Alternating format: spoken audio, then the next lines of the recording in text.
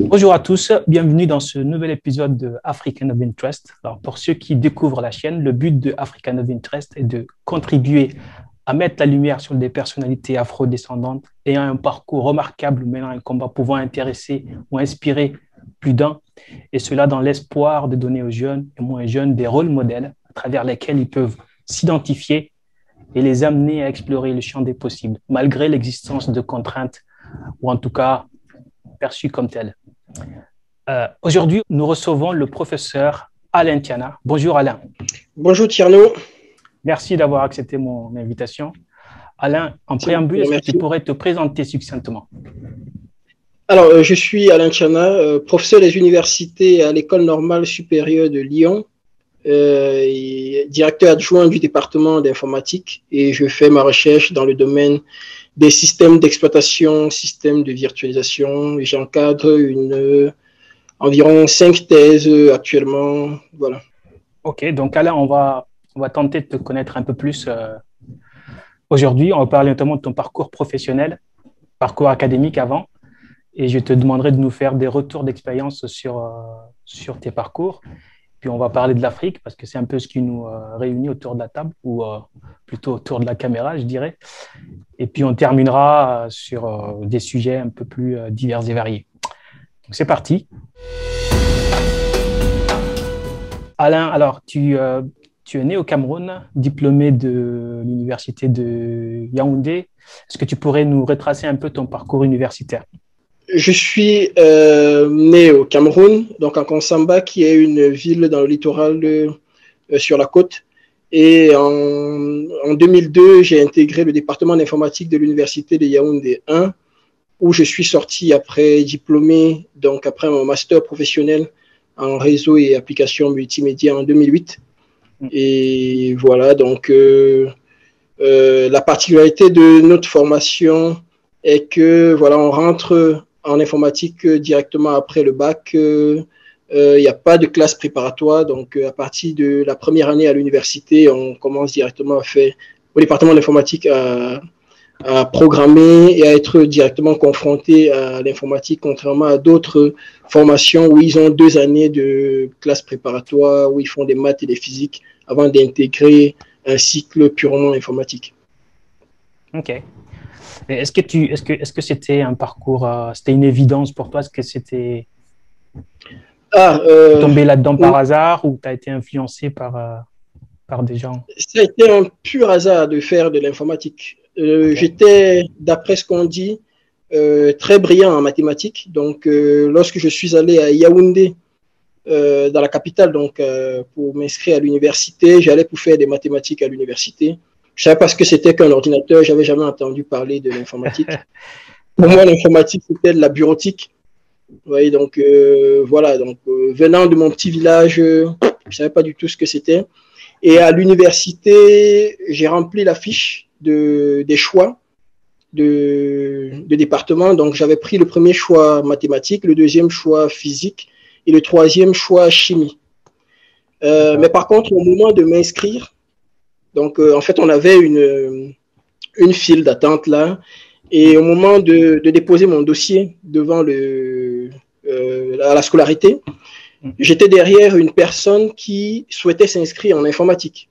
Et là, on lui a dit, vu tes notes, tu peux pas rentrer en informatique parce qu'on fait une sélection. Il faut avoir à peu près, au moins, je crois que c'était 15 en mathématiques, 15 ou 14 de mémoire. Et là, je me suis dit, c'est bizarre. Cette filière où on sélectionne des gens, ça veut dire qu'il y a peut-être quelque chose d'intéressant dans cette filière. Et donc, très rapidement, j'ai modifié ma fiche d'inscription. J'ai mis premier choix informatique et deuxième choix mathématiques. Et voilà comment j'ai intégré le département d'informatique. Donc, c'est un peu par hasard, quoi.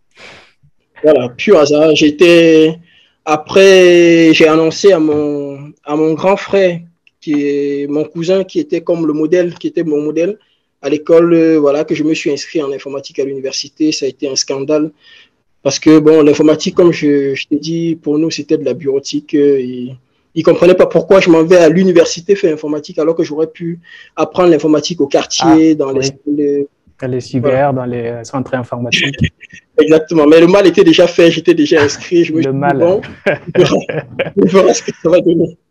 Ouais, ouais, d'accord. Et du coup, Euh, t'as fait informatique, une licence, un master ou... Oui, alors, donc à l'université de Yaoundé 1 au département, comme j'ai indiqué, on rentre en première année donc directement en informatique. Mais par contre, on a quelques UE de mathématiques, donc deux UE de mathématiques ou deux UE de unité d'enseignement de physique. Ouais, ouais, Donc, les 2 premières années, elles sont sanctionnées par un DUG, diplôme d'études universitaires. Ensuite, je suis rentré en troisième année en licence. Et après la licence, la quatrième année, maîtrise. Donc, ce n'était pas encore le système LMD. Et puis, je suis rentré en DEA. À l'époque, on avait le DEA. Mais je ne souhaitais pas faire un DEA au Cameroun parce que le DEA, il était c'était orienté après pour faire de la recherche. Et pour moi, je ne me voyais pas faire de la recherche au Cameroun parce que on avait nos enseignants de travaux dirigés qui étaient en thèse depuis 5, 10 ans. Donc, faire une thèse au Cameroun, c'était comme voilà, un tunnel sans issue. Et je ne me voyais pas du tout faire un DEA puis faire une thèse. Et cette année-là, l'année de mon DEA,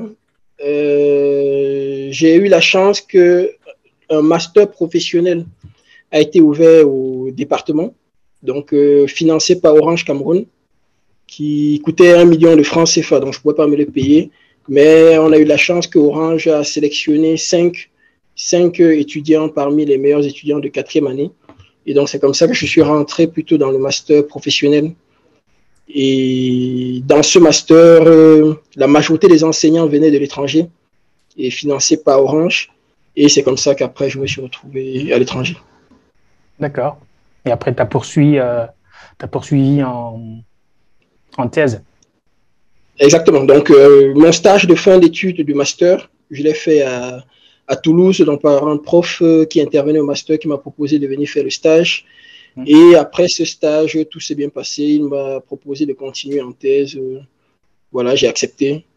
Je ne me D'accord. voyais pas du tout aller en Europe. Mes parents n'avaient pas les moyens pour déjà même m'envoyer à l'université, combien de fois aller en Europe. Donc, c'était encore un pur hasard. Et donc, je me suis D'accord. Donc, retrouvé à... c'était pas du tout calculé, quoi. Tu suivais un peu le Oui, j'avais destin et puis les plutôt choses venaient au fur et à mesure. J'étais même plutôt, comment je vais dire, revanchard vis-à-vis de ceux qui allaient étudier en Europe parce que, comme je savais que mon avenir était au Cameroun, donc j'avais à cœur de montrer qu'en étant au Cameroun, on peut être aussi meilleur, aussi bon, voire même plus que Hmm. ceux qui sont en Europe. Et donc, si tu regardes sur YouTube, tu vas retrouver des vidéos de moi à la télévision parce D'accord. qu'en licence, on était les premiers, j'étais l'un des premiers à développer des applications sur les téléphones portables au Cameroun et en Afrique en général. Et donc, on avait fait une application qui permettait de changer les numéros de téléphone de 7 à 8 chiffres D'accord. au Cameroun lorsqu'on changeait la numérotation. Donc, au lieu de le faire à la main, on avait, avec un ami des classes, on avait développé une application qui après qui a été popularisée dans tout le Cameroun, en Côte d'Ivoire, dans plusieurs pays d'Afrique. Et Hmm. donc, dans l'un des interviews, je disais que les États doivent faire confiance aux étudiants qui sont formés dans les universités parce qu'ils ont de quoi, ils en Ouais. ont sous le coude. Et voilà, donc pour moi, aller à l'étranger, c'était comme un échec. Et même jusqu'à Ah, présent, je considère que c'est un peu un je échec. considère que Mais c'est toujours un échec, quoi. voilà. Ok, on va en reparler plus tard. Euh, Brillant parcours pour quelque chose qui s'est fait complètement de façon aléatoire. Je trouve que c'est très brillant. On va parler un peu de ton parcours professionnel. Aujourd'hui, tu es professeur titulaire à Lyon. Donc, tu cumules C'est un ça. peu des activités d'enseignement, de recherche, d'encadrement. Et donc, ma première question, c'est qu'est-ce que tu enseignes en fait? Alors, pardon. Donc, j'enseigne principalement, donc là, à l'ENS de Lyon, les cours de système d'exploitation D'accord. en L3. L3, donc c'est l'équivalent de Bac plus 3. Donc, c'est les concepts, comment les systèmes d'exploitation sont conçus, comment est-ce qu'ils facilitent l'interaction avec le matériel. Voilà, donc ça, c'est les cours que j'ai en L3. Et j'avais également des cours en 5e année, donc en M2, sur le cours de virtualisation, les systèmes de virtualisation, le cloud computing, voilà, les machines virtuelles, les problèmes de performance, les problèmes de sécurité, de gestion d'énergie et autres. Donc, c'est essentiellement les deux cours que je dispense à l'ENS de Lyon. Et voilà, tous les ans, je vais également enseigner au Cameroun, à l'école polytechnique de Yaoundé, où je dispense des cours de cloud et de big data, les infrastructures de traitement de grands volumes de données. Ok, voilà. D'accord. On va en reparler un peu de tes liens avec l'Afrique. Donc, ta thématique de recherche, parce que j'ai dit que tu cumulais activité d'enseignement et recherche, est-ce que c'est lié, enfin je pose la question parce que je sais que souvent quand on finit sa thèse, parfois on continue directement sur sa thématique de thèse et après on bascule. Moi, je suis un peu éloigné de ce que j'ai fait en thèse. Donc, quelle est ta thématique de recherche un peu après ta thèse et maintenant? Oui, c'est vrai ce que tu dis. Pendant ma thèse, je travaillais sur ce qu'on appelle les systèmes d'administration autonome. C'est ce qu'on appelle maintenant des orchestrateurs. On était un peu pionniers. Donc, ça veut dire on construisait des tout ce qui est Kubernetes ou Docker, voilà, etc. Donc, tout ça n'existait pas à l'époque. Donc, nous, on construisait des logiciels pour administrer d'autres logiciels. Et donc, dans administrer, on a à la fois le déploiement automatique, la configuration, la reconfiguration en cas de panne, et dans des environnements distribués sur des centaines de milliers de machines. Donc ça, on était vraiment pionniers et ça fait plaisir de voir que l'industrie a repris tout ce qu'on a fait. Et après, en post-doc, j'ai continué un peu dans la même lancée, mais une fois que j'ai été recruté comme maître de conférence, donc là, j'étais beaucoup plus autonome, j'ai décidé de changer de domaine. J'ai décidé de m'intéresser, parce que ce que je faisais, en fait, c'est ce qu'on appelle les middleware, donc c'est au-dessus des systèmes d'exploitation. Et donc, moi, j'ai toujours été fasciné par ce qui est complexe, ce qui est caché. Donc, j'ai décidé de descendre un peu d'un cran et d'aller voir ce qu'on a au niveau des systèmes d'exploitation, des systèmes de virtualisation et aussi au niveau de l'architecture des ordinateurs. Donc, j'ai fait ce basculement-là et je me sens beaucoup plus à l'aise. Voilà. OK. Donc, tu fais principalement autour du système et virtualisation des OS. Est-ce que c'est plutôt sur PC ou sur mobile ou bien c'est un peu générique? Voilà. C'est vrai que là, j'ai résumé en disant virtualisation, mais j'ai souvent du mal à me définir en termes de recherche, de domaine de recherche, parce que c'est vrai que surtout en Europe, on aime mettre les gens dans des cases de recherche, mais moi, j'ai beaucoup de mal parce que je vais paraphraser un comédien camerounais qui disait, qu'est-ce qu'il disait encore je fais ce que je vois et je ne fais pas ce que je ne vois pas. Donc moi, c'est un peu ça. Je travaille sur lorsque mon cerveau imagine ou bien découvre un problème, quel que soit le domaine, ça m'intéresse. J'investis et j'investigue. Donc, je travaille à la fois en sécurité, je travaille, comme j'ai dit, sur la virtualisation, dans les systèmes d'exploitation, sur les PC, sur les téléphones portables. Je travaille dans le domaine des télécoms avec les problèmes de fraude à la SIM-box, on en parlera peut-être en Afrique. Voilà, donc j'ai plusieurs. En fait, j'ai un peu mon modèle, c'était les savants de l'époque. D'accord. Quand on Newton disait qu'ils étaient philosophes, quoi. Voilà. Je vois. Ben oui, je comprends bien ce que tu fais. Hein. Je suis passé par la recherche, donc je vois bien le goût qu'un chercheur peut avoir à explorer, de ne pas se mettre dans une case, de ne pas se délimiter à un sujet bien défini. Ouais, donc, effectivement, virtualisation, enfin, je comprends que parce que ça va avec les problèmes de sécurité qui sont autour. Bon, on ne rentrera pas dans les détails techniques de la sécurité des systèmes virtualisés. Et tout à l'heure, tu as parlé de transfert de technologie. Est-ce que est-ce que côté publication, enfin là aussi, je me regarde un peu dans un miroir en posant les questions, parce que je sais que, on avait des problématiques pour publier. Est-ce qu'il faut publier? Est-ce qu'il faut poser des brevets? Est-ce qu'il faut transférer la technologie? Est-ce qu'il faut faire un release open source? Comment tu te positionnes? Est-ce que tu publies beaucoup? Est-ce que tu as plutôt tendance à poser des brevets? C'est plus les publications. Les D'accord. publications et release de code open source. D'accord. Vous faites Donc, beaucoup d'open source, quoi. que essentiellement de l'open source. Parce que OK. je travaille sur des systèmes open source, donc le système Linux, le système de virtualisation Xen, KVM, voilà, Zen. KVM.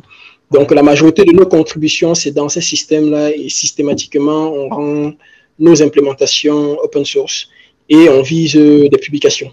Le brevet, c'est, voilà, ça vient soit en amont si on a ce qu'on appelle des SAT en France, donc ce sont des sociétés de transfert des technologies qui Hmm. de temps en temps, lorsqu'ils viennent discuter avec nous, disent, ah, ça, on peut par exemple poser un brevet là-dessus.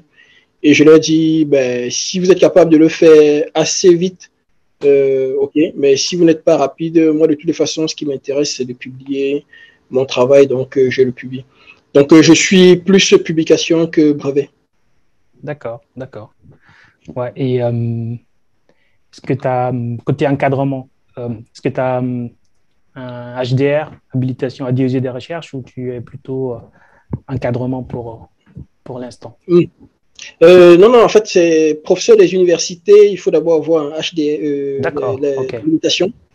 Donc, j'ai fait de maître de conf en 2013, ton maître de conférence en 2013 jusqu'en 2017. Et en 2017, j'ai passé mon habilitation à diriger des thèses. Et donc, après ça, depuis 2017, je peux diriger tout seul, même si la majorité des doctorants que j'ai sont en co-tutelle, parce qu'on a Ouais, aussi un problème de. Voilà, il y a un quota de doctorants qu'on ne peut pas avoir tout seul. Donc, ouais. pour pour augmenter le nombre de doctorants qu'on peut encadrer, voilà, je l'ai fait en co-tutelle avec des collègues. Ça permet aussi d'avoir des financements qui viennent un peu de partout. Ouais. Donc, voilà. Et Donc, ça permet oui, aussi à l'encadrant de se concentrer sur autre chose aussi, parce que mine de rien, ça prend du temps. Moi, je sais à quel point j'ai embêté mon directeur de thèse. Donc, voilà, donc je comprends tout à fait que ça peut être embêtant s'il y en a beaucoup. Et tu en as combien, du coup, à peu près? Est-ce que tu encadres déjà combien tu as encadré, si tu as un chiffre comme ça? ah, déjà, combien de thèses officiellement que j'ai encadré? 7 thèses D'accord, officiellement. ça fait beaucoup.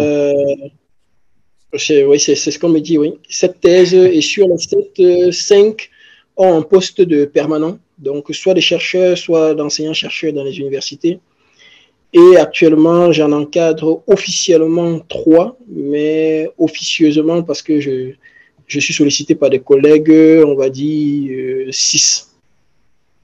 Voilà. Okay. Donc Et ça commence à faire un petit paquet. ouais, bah, ça fait beaucoup, hein. C'est encadré parce que déjà que tu prends un doctorant en minimum 3 ans et puis toute l'implication qu'il y a, publication. Et donc, si tu me dis qu'il y en a qui sont déjà titulaires, je mesure bien bah, le travail accompli. Et pour toi, la recherche, c'est plus une passion ou c'était, enfin, le métier de la recherche et l'enseignement, est-ce que c'était une transition directe parce qu'il y a quand même une passerelle assez directe entre la thèse et la recherche? Ou est-ce que tu avais une aspiration à faire de la recherche? Je parle là aussi, encore une fois, je me mire parce que moi, je suis passé un peu je fais moins en moins de recherche, mais ça reste quand même un sujet qui m'intéresse. Donc, je voudrais savoir si toi, il y a quelque chose de beaucoup plus fort que juste transition, thèse, chercheur. Ah non, non, moi, c'est vraiment une passion. D'accord. C'est depuis très longtemps. Comme je t'ai dit, ce qu'on avait inventé à l'époque, alors que j'étais encore étudiant en licence, Mm. en fait, j'ai une phrase que j'ai dit toujours aux étudiants et que je me suis toujours répété cette phrase depuis toujours, c'est innover face à la difficulté. Lorsque j'ai une difficulté, il faut que j'innove. Depuis toujours, depuis même au lycée, dès que j'ai une difficulté, je dois innover. Et donc, faire de la recherche pour moi était une évidence, même si au départ, ce n'était pas facile parce que tu l'as connu en France, les laboratoires sont remplis de pas mal de blacks, mais à l'arrivée, on a très peu de blacks enseignants-chercheurs ou bien chercheurs dans le laboratoire. Donc, ce n'était pas une voie naturelle.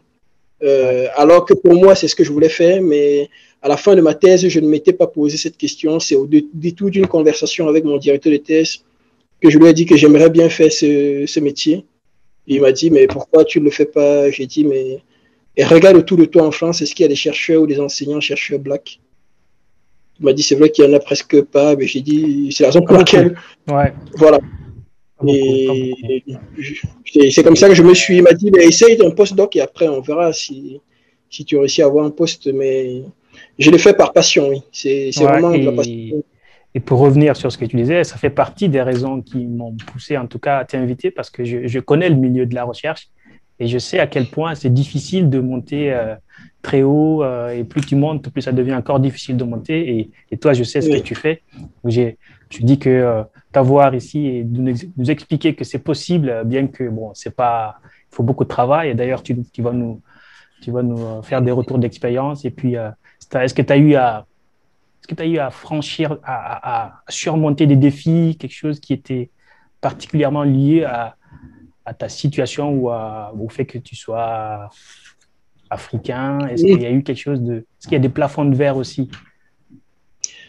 Il y en a pas des plafonds de verre. Le plafond de verre, il est psychologique. Il est psychologique, c'est parce qu'on n'a pas de modèle. On se dit que voilà, il y a une limite pour nous. Et il faut vraiment se faire violence ou avoir une très forte confiance en soi pour briser ces plafonds de verre. Mais en soi, il n'y en a pas. Il n'y a aucun endroit où, parce qu'on est ressortissant africain, voilà, on est limité. Du moins dans le domaine de la recherche, je l'ai pas remarqué. Mais c'est juste que voilà, l'environnement n'est pas. Tu vois, on essaie toujours de faire des choses parce qu'on a vu des gens le faire, on s'identifie à certaines personnes. Moi, par exemple, dans mon laboratoire, il y a beaucoup de collègues qui me disent, il y a un collègue qui m'a dit, tu es venu faire un talk à Paris et il y avait un étudiant black en M2 et bizarrement, à la fin de son M2, il a voulu faire son stage avec toi. Il m'a dit, je veux faire mon stage avec Alain. Et il me dit, il ne comprenait pas pourquoi. J'ai dit, ben, peut-être parce qu'il s'identifie à moi. Il s'est dit, peut-être avec lui, il me comprendra, voilà, il saura comment je suis et peut-être les choses se passeront mieux. Donc, je pense que c'est surtout, c'est au niveau de la représentation. C'est un peu psychologique, voilà, et sociétal. D'accord. Non, parce que j'entends souvent, enfin, c'est pour ça que dans mon introduction, je disais des difficultés réelles ou perçues comme telles, parce qu'il y en a quand même qui considèrent que, enfin, il y a certains de alors je juge pas, hein, mais certains disent que parce qu'on est noir, on n'arrive quand même pas à avoir certains postes ou à percer, où on est à une sorte de tiré par l'arrière, quoi. Je ne sais pas si tu as perçu ça dans ton milieu. Pas du tout, pas du tout. Là, par exemple, je suis arrivé à l'ENS il y a 2 ans, non, il y a 1 an, en 2019, et je suis directeur adjoint du département d'informatique et probablement à la rentrée, je serai le directeur du département d'informatique. Donc, alors que je suis le seul noir enseignant, chercheur dans ces départements, ça n'a posé de problème à personne. Au contraire, on m'a fortement incité à prendre ces responsabilités. Donc, non, pas du tout. Dans ce domaine, le domaine de la recherche est l'un des domaines les plus tolérants et ouverts de ce que j'ai remarqué. Et c'est surtout la représentation. C'est vraiment ça le problème. Quand on va en conférence, on se rend compte qu'on est tout seul. Ouais. On va retrouver peut-être un autre noir, mais c'est tout. C'est vraiment la représentation. Et maintenant, de plus en plus, j'ai des amis qui étaient dans l'industrie, qui ont candidaté pour revenir enseignant-chercheur parce qu'ils m'ont dit, on a vu que toi, c'était possible et on est revenu. Donc, j'ai deux amis comme ça qui sont maintenant enseignants, qui sont revenus dans l'enseignement et de la recherche parce que c'est ce qu'ils voulaient faire. Mais à l'époque, à la fin de leur thèse, ils n'imaginaient pas pouvoir le faire. Ouais. tout à fait. Bon, en tout cas, j'espère que les gens qui nous écoutent aussi, j'espère que ça impactera plus, plus d'un. En tout cas, très remarquable, je trouve, ton parcours. On va à présent parler un peu de. Tu vas partager avec nous quelques retours d'expérience. La première question qui me vient en tête, c'est quelle est ta plus grande fierté? Quelle est la chose, si tu devrais nommer une chose que tu as faite et dont tu es fier? Je dirais que c'est mon parcours. Vu d'où je viens et le niveau de mes parents, mon père, il est presque malentendant. Il a arrêté les classes au cours préparatoire parce qu'il n'entendait pas. Ma mère, elle a arrêté en sixième parce qu'elle ne voyait presque plus. Et donc, dans notre famille, on a toujours dit, ben, les enfants de ces personnes n'iront jamais nulle part à l'école. Voilà. Donc, c'est l'une de mes motivations aussi. C'est de montrer qu'on pouvait venir de là et aller très, très loin. Je veux mettre la barre tellement haute pour que tous ceux qui ont pensé ça, que dans leurs descendants, que ce soit très difficile pour eux d'atteindre ce niveau-là. Donc, c'est un peu, voilà, c'est la plus grosse fierté et c'est le fait que mes parents soient fiers de ce que j'ai accompli et que les gens reconnaissent que c'est peut-être remarquable. C'est surtout ça. Ouais, il y a de quoi, être fier. La question suivante, c'est est-ce qu'il y a des choses que tu aurais, si tu pouvais recommencer, est-ce qu'il y aurait des choses que tu aurais fait autrement? Ou autrement dit, est-ce que tu as des regrets sur ton parcours? Ouais, c'est une question difficile. J'en suis conscient. Les regrets, je fais beaucoup de choses, peut-être 99% de ce que je fais, je l'ai fait par instinct. Et j'ai toujours cru en mon instinct. Et jusque-là, ça ne m'a pas déçu. Ce qui fait que il y a des choses que je pourrais regretter, mais quand je vois ce que ça a permis d'obtenir ou à d'autres personnes d'obtenir, voilà, par exemple, lorsque j'ai quitté Toulouse pour aller à Nice prendre le poste de professeur, voilà, j'ai quitté une ville que je connaissais très bien, j'ai quitté des gens que j'aimais dans la ville, mais par contre, le poste que j'ai laissé a permis à un de mes doctorants que j'ai formé plus tard de candidater, d'être recruté parce que ce poste était ouvert. Donc, j'ai souvent regretté pourquoi je suis parti de Toulouse parce que c'était une ville agréable à vivre. Mais quand je vois les conséquences positives, voilà, j'ai pas de regrets. Mais en dehors de ça, ouais, j'ai très peu de. J'ai une formule qui dit ce qui est fait est fait. Ouais. Et ce qui compte, c'est de savoir, voilà, j'ai fait des choses et s'il y a eu des conséquences négatives, c'est comment ne plus les reproduire. Mais j'ai rarement des regrets. Ouais, ben c'est un bon état d'esprit aussi. Et est-ce que tu aurais des conseils à donner pour un jeune? Imagine, tu as devant toi un jeune qui voudrait faire le même parcours que toi. Est-ce que tu pourrais donner des conseils, des choses sur lesquelles se concentrer, éviter certaines choses, etc. Le premier conseil, c'est au niveau de l'attitude, c'est l'audace. L'audace et la curiosité. Audace et curiosité. C'est vraiment être audacieux. Tu veux faire quelque chose, alors tu le fais. Tu te poses pas de questions, tu ne dis pas que c'est pas pour moi. Tu le fais. C'est le premier état d'esprit. Beaucoup de gens m'ont souvent posé cette question, mais dernièrement, j'ai invité par exemple le prix Nobel 2017, David Patterson. Ouais. Et j'ai des collègues qui m'ont dit, mais comment tu as fait pour l'inviter? J'ai dit, j'étais en train de lire son livre et je me suis dit, ah ben tiens, je vais l'inviter pour qu'il fasse un talk. Et j'ai écrit un mail, il a répondu. Tu vois, ça, beaucoup de gens ont du mal à se dire, mais je peux le faire. Moi, demain, je peux contacter, je sais pas moi, j'ai déjà contacté Macron pour lui dire, ce problème en France, j'aimerais bien qu'on essaie de le résoudre. Et il m'a répondu. Donc, c'est l'audace. Premier, audace et curiosité. Et le deuxième conseil, c'est croire en ses capacités.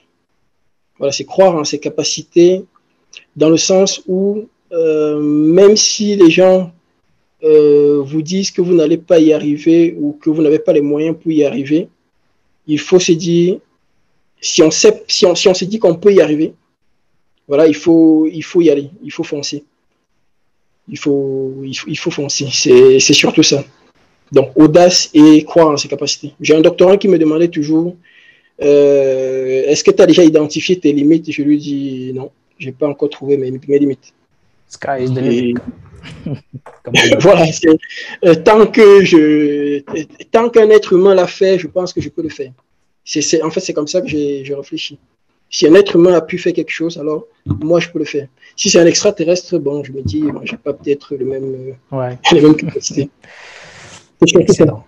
Excellent, excellent. Merci pour partager cet état d'esprit de guerrier, parce que c'est un peu ça. Oui, c'est ça. On va parler un peu d'Afrique. Est-ce que tu as commencé à aborder le sujet au début? Est-ce que tu as des collaborations un peu avec des universités ou avec des doctorants en Afrique? Oui, j'ai pas mal de collaborations. J'en ai toujours. Dès que j'ai été recruté, c'est la première chose que j'ai faite, c'était de renouer les collaborations avec mon université d'origine au Cameroun. Donc là, je collabore intensément avec l'université de Yaoundé 1, notamment l'école polytechnique de Yaoundé. Donc depuis 2015, voilà. La majorité de mes stagiaires puis doctorants viennent de cette école. Par la suite, on a mis en place des collaborations où les étudiants peuvent rester sur place et faire leur stage. Maintenant, on va aller beaucoup plus loin dans des thèses en co-tutelle, voilà, pour qu'il n'y ait pas uniquement un échange dans un seul sens. Et là, j'ai réussi à faire ce qu'on appelle une équipe associée INRIA avec l'Université de Yaoundé 1. Donc, la collaboration est beaucoup plus formalisée et il y a du financement qui permet des déplacements. Parce qu'avant, je faisais un petit peu avec les moyens de bord. Et récemment, j'ai engagé des collaborations avec l'école polytechnique de Dakar. Donc là, j'ai 2 stagiaires qui viennent de Dakar et voilà, ça se passe très bien. Et je collabore aussi avec le Burkina. Donc j'ai un collègue avec qui on va co-encadrer un stagiaire là, à partir de septembre. Voilà, donc c'est les différentes collaborations que j'ai dans le Burkina, le Cameroun et le Sénégal. Voilà. C'est excellent. Les critères de sélection pour un étudiant camerounais qui souhaiterait collaborer avec toi, est-ce que tu regardes les notes ou il faut passer par les bonnes personnes? Alors, j'ai un test. J'ai des tests techniques, pas les notes. Les notes, je sais comment on peut avoir les notes. On peut être scolaire et pas être social et 2, comment je vais dire, futé pour faire de la recherche. Donc, j'ai un ensemble de tests que je fais passer aux étudiants. Et à la fin, je retiens 1, 2 ou 3 en fonction de ce qu'ils ont fait. Et après, il y a le feeling aussi. J'ai un collègue qui m'a envoyé un mail. Un jour, un collègue qui m'a envoyé un mail pour me dire tu as le flair pour repérer les bons étudiants. Bon, ça vient avec l'expérience, ouais. Exactement. Et un étudiant, allez, on va prendre un cas concret, un étudiant sénégalais ou camerounais qui souhaiterait tenter sa chance avec toi. Comment devrait-il s'y prendre? Est-ce qu'il doit te contacter directement ou il y a un process bien établi? Non, il me contacte, il retrouve mon adresse mail, il me contacte, j'échange avec lui et si je vois qu'il est motivé, c'est surtout la motivation. Je pars sur la base où lorsqu'on est motivé, on peut tout faire. Qu'il ait des compétences ou pas, ça, c'est pas ce qui m'intéresse en premier. C'est la motivation et la capacité à apprendre rapidement. Donc, il me contacte, on définit un certain nombre de tests et s'il passe les tests, on bosse ensemble. D'accord. Et côté recherche ou enseignement et recherche en Afrique, est-ce que tu as des diagnostics? Est-ce que tu as fait des diagnostics? Quel est l'état de l'enseignement et de la recherche au Cameroun? Du coup, je te poserai la question parce que je pense que tu es plus connecté à ce pays-là. Est-ce qu'il y a des choses qui ne vont pas ou est-ce qu'il y a des choses qui vont? Au niveau côté enseignement, je dirais que c'est plutôt pas mal parce que La majorité de mes étudiants, comme je t'ai dit, viennent du Cameroun et le résultat qu'ils ont après en thèse prouve que la qualité de d'enseignement est plutôt de bon niveau. Mais maintenant, si on regarde la recherche, c'est très difficile à dire parce qu'ils n'ont pas, ça se comprend, ils n'ont pas les moyens pour mener la recherche comme ici. Et aussi, je pense que le type de recherche qu'ils devraient mener n'est pas clairement défini. La recherche suivant le modèle européen n'est peut-être pas adaptée pour le contexte africain. Peut-être il y a une recherche liée aux problématiques, aux thématiques qu'on a sur le terrain. Et voilà, on a des collègues, parce qu'ils ont fait leurs études ici à l'étranger, qui vont retourner enseigner au Cameroun ou en Afrique et qui vont continuer à faire de la recherche sur quoi ils ont bossé ici en Europe. Ils vont par exemple faire, je sais pas moi, la recherche en mathématiques sur des concepts qui ne parlent pas du tout aux Camerounais et surtout qui sont même peut-être un peu des fois dépassés parce que bon, ils sont tellement absorbés par les tâches administratives, les tâches d'enseignement qu'ils ont, voilà, ils n'ont pas beaucoup de temps à consacrer à la recherche. Donc, je dirais que d'un point de vue enseignement, les choses sont plutôt bonnes, mais recherche, on peut faire mieux. Et qu'est-ce que, si tu pouvais, imagine, tu es le responsable de ce dossier-là, est-ce que c'est plutôt chercher à avoir des financements ou, comme tu as dit tout à l'heure, peut-être établir une politique publique qui oriente les sujets intéressants sur lesquels il faudrait faire de la recherche? Qu'est-ce qui te semblerait plus pertinent dans un court terme? La politique. La politique publique et deux, le mode d'avancement en grade. Je pense que c'est à ce niveau qu'on pourrait inciter nos enseignants-chercheurs à faire de la recherche. Il faudrait que l'avancement soit indexé sur les résultats de recherche. Voilà. Donc, si on a les deux, je pense que le niveau peut monter. Parce que les étudiants sont très forts sur place. On a accès à Internet avec un peu de moyens. Je pense que les moyens, il n'en faut pas tant que ça. Il faut juste un peu de moyens pour, par exemple, financer quelques stagiaires ou financer des thèses. Ça ne coûte pas énormément. Et on peut réussir à faire de belles choses. C'est d'ailleurs l'expérimentation que je suis en train de mener au Cameroun actuellement, montrer qu'avec très peu de moyens, mais avec la volonté de viser le haut niveau, on peut faire de la recherche à très haut niveau. Okay. Donc, c'est surtout ça, c'est indexer l'avancement sur les résultats de recherche. Je vois. Est-ce que tu aurais un conseil ou des conseils de façon un peu générale, pas spécifiquement à la jeunesse africaine, parce qu'aujourd'hui, on sait qu'il y a l'immigration, tout le monde veut venir en Europe. Qu'est-ce que tu dirais à ces jeunes-là? C'est une question complexe, je sais. Ah oui, parce que si on leur dit ne venez pas, ils vont dire mais c'est très bien, tu étais bien placé là-bas, tu es au chaud. Le dernier qui ferme la porte, ouais. Voilà, c'est un peu ça. Donc, ouais, c'est très difficile parce que je comprends ceux qui veulent à tout prix venir aller en Europe parce que les conditions sur place sont difficiles et je ne les juge pas. Ouais, c'est vraiment très difficile. Le conseil que je donnerais, c'est si vous êtes tenté par venir, très bien, mais il faut garder le lien avec l'Afrique et s'efforcer à apporter quelque chose tous les ans à votre pays ou à votre continent. Moi, c'est la question que je me pose tous les ans. Qu'est-ce que j'ai fait cette année pour l'Afrique? Tous les ans, je me pose cette question. Je dirais même tous les 3 mois, je me pose cette question. Et donc, ça, c'est pour ceux qui décident de venir. Et pour ceux qui restent sur place, c'est l'auto-entrepreneuriat. Je pense qu'il ne faut pas attendre grand-chose de tous des dirigeants, des gouvernements. Il faut se prendre en main. Et l'auto-entrepreneuriat via Internet, c'est possible. Moi, je voudrais rendre l'Afrique, si j'avais la possibilité de diriger un pays africain, c'est de rendre ce pays la future Silicon Valley. Voilà. Parce que je pense que l'informatique est l'un des moyens qui nous permettra de rapidement combler le gap qui nous sépare de l'Occident. Parce que pour se développer via le numérique, on n'a pas besoin de beaucoup de choses. On a besoin d'Internet. On a besoin du cerveau. Internet, on l'a plus ou moins, et les cerveaux, on l'a. Donc, ce qui reste, c'est la volonté et c'est la politique. Volonté, Donc, encouragement, ouais, et la politique voilà, publique aussi, effectivement. exactement. Ok, on va passer du coup à la dernière partie de cette interview. On va parler des sujets un peu divers et variés. Alors, un peu plus personnel, côté spiritualité. Est-ce que tu es religieux? Est-ce que tu as une conviction religieuse? Ah, ouais, je suis passé par plusieurs phases, ouais, Ah, parce que je viens d'une famille très croyante. Ma mère est très croyante. Voilà, donc j'ai fait tout mon baptême, communion à l'église, je crois que c'est ce qu'on appelle l'église protestante.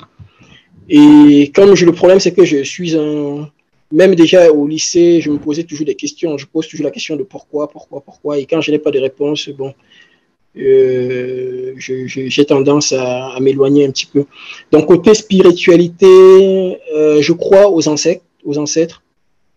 Je suis très tradition.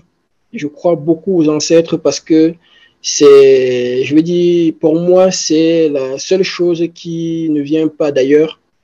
Et donc, je me dis, si on avait été colonisé par des bouddhistes, on serait bouddhiste. Si on avait été colonisé par je sais pas moi, d'autres religions, on aurait ces religions. Mais par contre, la croyance aux ancêtres, c'est celle qui est originelle. Donc, j'ai plutôt cette spiritualité-là. Et je crois beaucoup en moi. Voilà, d'accord. Donc, c'est, donc, donc, ce que tu disais que tu étais baptisé, tout ça, donc tu es moins chrétien maintenant, en fait. non, pas du tout, pas du Ok. tout. Et Je crois en toutes les religions. ok, est-ce que cette croyance spirituelle, est-ce que ça a eu un impact sur le mental, sur ta façon de fonctionner? Est-ce que ça t'aide parfois ou ça reste quelque chose de assez personnel et qui n'a pas vraiment d'impact visible? L'impact, c'est surtout au niveau de l'affirmation. Tu vois, la capacité à s'affirmer dans un milieu où on peut être tout seul culturellement. Donc, quand on croit en quelque chose comment je vais dire, singulière, comme nos crânes, nos rites, on est capable de facilement s'affirmer devant des personnes qui ont leur propre culture sans toutefois les heurter. Donc moi, c'est surtout ça que ça m'apporte, c'est le côté pas fier, mais le côté digne et assumer ce que je suis, ce que je fais. C'est quoi une journée type du professeur Alain Tiana? Il se lève le matin. Ah, je me lève, je regarde mes mails, je fais mes abdos et mes pompes, je prends ma douche, je dépose les enfants quelquefois, je vais au labo, je regarde mes mails, je lis des papiers, je rencontre mes étudiants, on brainstorm, je regarde une vidéo sur YouTube sur l'actualité, sur de la politique ou un documentaire. En même temps, je lis des papiers. Je fais du debugging de code avec mes étudiants. Je vais enseigner. Et après, je rentre, je récupère les enfants, je fais la cuisine. Je regarde mes mails, j'écris les papiers. Je regarde un documentaire. Je réécris les papiers, je fais des réunions et je dors. Est-ce que tu es déjà ramené du boulot à la maison? Je bosse de 6 heures à 1 heure, 2 heures. Mais pour Eh moi, ben, ce dis n'est plus donc. bosser. C'est plus bosser. Ouais, quand c'est une passion, effectivement, Voilà. faites ce que vous aimez et vous ne travaillerez pas. Mais c'est parce que c'est pas le privé, tu vois. Ouais, Je suis, si je ne bosse pas, mon travail n'avance pas. Et mon travail, je suis en fait mon propre patron. Donc, c'est un peu ouais, facile pour moi de bosser tout le temps. d'accord. Est-ce qu'il y a une cause qui est chère à tes yeux? Je sais pas, ça peut être climat, féminisme, la pauvreté, les abeilles, les cafards, enfin ce que tu veux. Non, c'est le handicap. Le handicap, je D'accord. suis très sensible au handicap et la pauvreté. Oui. Ça, c'est les deux causes. C'est pour ça que je ne peux pas être riche. Je ne conçois pas être riche. Je ne conçois pas avoir de l'argent en banque alors qu'il y a des gens qui souffrent autour de moi. C'est impossible. Sinon, je serais allé dans l'industrie. Ou si on vivrait, c'est ce que j'ai toujours dit, hein, si on vivrait plus de 100 ans ou 200 ans, alors j'envisagerais peut-être être millionnaire. Mais si on meurt à 80 ans, je ne comprends pas pourquoi gagner des sous. Donc, ma cause, c'est surtout la souffrance. C'est la pauvreté, le handicap. Voilà. Actuellement, c'est plus la parité, la place de la femme dans le domaine scientifique. D'accord, ouais. C'est que je recrute de plus en plus de filles dans mon labo, dans mon équipe. Ouais. D'accord, d'accord.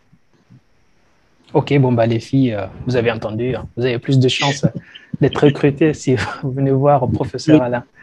Et quand tu as le moral au plus bas, qu'est-ce qui te permet, d'où est-ce que tu puises ton énergie pour te relever? Ça arrive très, très rarement que j'ai le moral au plus bas. Sauf si je suis malade. En fait, tant que je ne suis pas malade, je suis en pleine forme. Et comme je suis rarement malade, j'ai rarement le moral bas. Rarement. Je ne me rappelle même pas quand est-ce que j'ai eu le moral bas. En fait, je pense que je n'ai pas le moral bas parce que j'ai tellement traversé d'épreuves que je ne vois pas ce qui pourrait me... Sauf peut-être voilà, un décès d'un proche, là, ça me rendrait triste. Ouais. Mais j'y peux rien. Mais à part ça... qui te surprend, quoi. Enfin, le pire est derrière toi. On va dire, mais... Rien. Tout glisse complètement sur moi. D'accord. Est-ce qu'il y a des personnalités qui t'ont influencé, des gens qui ont eu un impact dans ce que tu es devenu? Ah, oui. À l'université, c'est le professeur Maurice Tuente, qui est en Afrique très, très connu dans le domaine de l'informatique. C'était l'un des pionniers africains. Oui, il m'a beaucoup influencé à l'université. J'ai voulu... il va en retraite cette année. D'accord. Il va en retraite cette année. Pour moi, c'était le modèle en recherche quand j'étais allé à l'université, oui. Et je voulais être comme lui. Je voulais être aussi connu que lui. Est-ce que tu aurais des bouquins ou des œuvres à conseiller, des films, n'importe quoi? Forrest Gump comme film. D'accord. Forrest Gump, La ligne verte de Tom Hanks. C'est toujours Tom Hanks. En fait, tous les films de Tom Hanks, hein. Forrest Gump, La ligne verte. Et comme bouquin, j'aime bien l'histoire. Les tomes de Max Gallo sur De Gaulle. Les Africains, moi, quand je regarde, je lis un truc, ce qui m'intéresse, c'est le comportement de la personne, c'est la capacité de la personne à diriger les hommes et à avancer. Et donc, j'aime bien l'histoire de Gaulle et l'histoire de Napoléon. D'accord. Est-ce que tu aurais une petite anecdote à partager avec nous? Une petite anecdote rigolote, gênante ou sympa? Une anecdote, c'est une fois, c'est un enseignement. Je prenais la place d'un collègue, donc après son cours, et il avait oublié ses clés sur la table. Et donc, quand j'ai repris sa place, j'ai retrouvé ses clés et je me suis empressé d'aller lui donner les clés. Il était dans la cour. Et il discutait avec un autre collègue. Et donc, quand je lui ai remis ses clés, il m'a dit « T'es très gentil, c'est très bien. Mais par contre, t'étais pas à mon cours aujourd'hui. Je t'ai pas vu à mon cours. C'est pas bien. T'as raté mon cours. » Et donc, j'avais un collègue à côté qui était mort de rire. Il était mort de rire. Moi, j'étais stoïque parce que ça arrive très souvent, ça. Ouais. Et le collègue lui dit, mais c'est un collègue, c'est Alain, c'est un collègue, il est collègue. Ah, après, il s'est excusé, je lui dis, mais ça arrive. Il t'a pris pour son étudiant, quoi. Voilà, ça arrive régulièrement. Des étudiants qui me prennent pour des étudiants, des collègues qui me prennent pour des... Voilà. C'est parce que tous les Noirs se ressemblent. Ouais, c'est peut-être ça aussi. Le job. Ouais, bel job. Bon, ouais. Allez. Dernière question. Si je te dis Paul Biya, qu'est-ce que tu me répondrais? Qu'est-ce qui te viendrait en tête? Président du Cameroun. Président... Oui, président que j'ai toujours connu depuis que je suis né et qui se dirige vers la fin de sa carrière. Parce que rattrapé par l'âge, évidemment. Et président que j'espère que je vais remplacer dans un futur pas très lointain. Donc, vous avez des projets, oui, président. Ok. Tout Africain qui se respecte doit avoir des projets politiques. Bon, on n'aura pas le temps d'aborder ton programme politique, mais ce sera pour une autre fois. Donc, merci beaucoup, Alain, d'avoir accepté cette invitation encore une fois et de partager ton parcours et tes réflexions. Donc, chers amis, j'espère que cet épisode vous aura intéressé. En tout cas, moi, j'ai pris beaucoup de plaisir à discuter avec le professeur Alain Tiana. N'hésitez pas à partager autour de vous. C'est pas grand-chose, mais c'est la meilleure chose. Ça reste la meilleure chose que vous pouvez faire pour cette chaîne. N'hésitez pas aussi à laisser des commentaires pour nous dire ce que vous en avez pensé. Si vous avez des questions pour le professeur, laissez libre cours à vos pensées. Quant à moi, je vous dis la prochaine pour une nouvelle interview. Au revoir, Alain. Ciao, ciao. Bye. Bye.